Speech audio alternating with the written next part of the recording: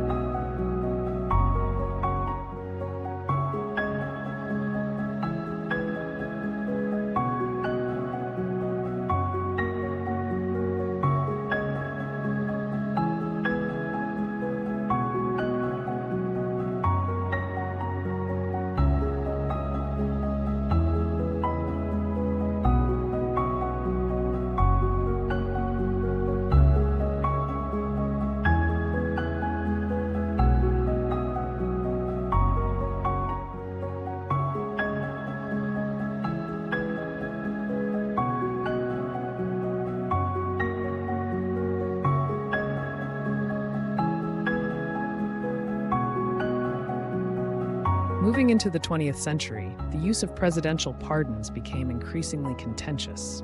One of the most infamous examples is President Gerald Ford's pardon of Richard Nixon in 1974. Following Nixon's resignation over the Watergate scandal, Ford granted him a full pardon for any crimes he might have committed while in office. Ford argued that the pardon was necessary to heal the nation, but critics accused him of enabling corruption. Ford's decision likely cost him the 1976 election, illustrating how politically risky pardons can be. Public opinion on the Nixon pardon remains divided.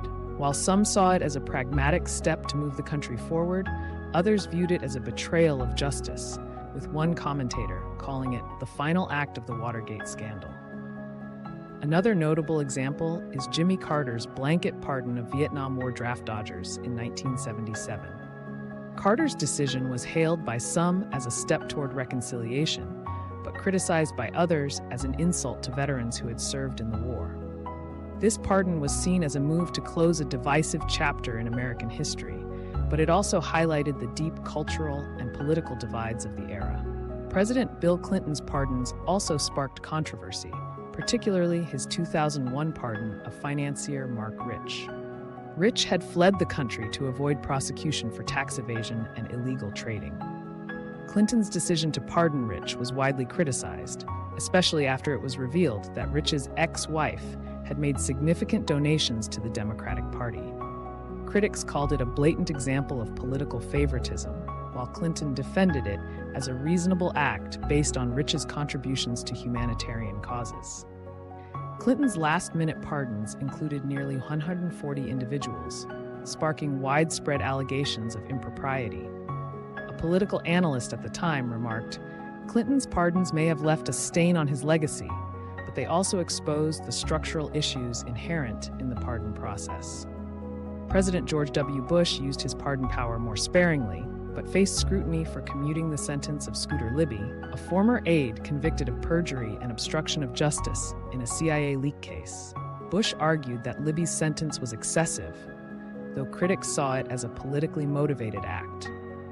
Libby's case became a flashpoint in debates over the ethical use of the pardon power. Barack Obama took a different approach to pardons, focusing on nonviolent drug offenders. His Clemency Initiative aimed to address disparities in sentencing for crack versus powder cocaine offenses. By the end of his second term, Obama had commuted the sentences of more than 1,700 individuals, more than any other president.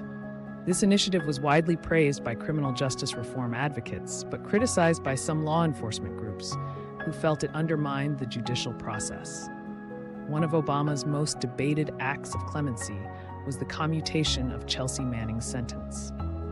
Manning had been convicted of leaking classified documents, but had her 35-year sentence reduced to 7 years. Supporters praised the decision as an act of mercy and recognition of overpunishment, while critics argued it set a dangerous precedent for whistleblowing and national security. Donald Trump's first term saw a mix of high-profile and politically charged pardons. He granted clemency to individuals like Joe Arpaio, the controversial former sheriff of Maricopa County, and Michael Flynn, his former national security advisor. These pardons were seen as a way to reward loyalty and challenge the narratives of political opponents. One of Trump's most controversial pardons was for Roger Stone, a longtime ally who had been convicted of lying to Congress and witness tampering. Critics argued that Trump was undermining the rule of law, while supporters saw it as correcting a politically motivated prosecution. Trump's approach to pardons was often described as transactional, aligning with his broader governing style. A commentator in 2020 noted, "Trump's use of the pardon power reflects a shift toward personal loyalty as a criterion for clemency, a trend that could redefine the presidency's relationship with justice." As his term ended, Joe Biden issued pardons to several individuals, including his son, Hunter Biden, who had faced investigations into his financial dealings.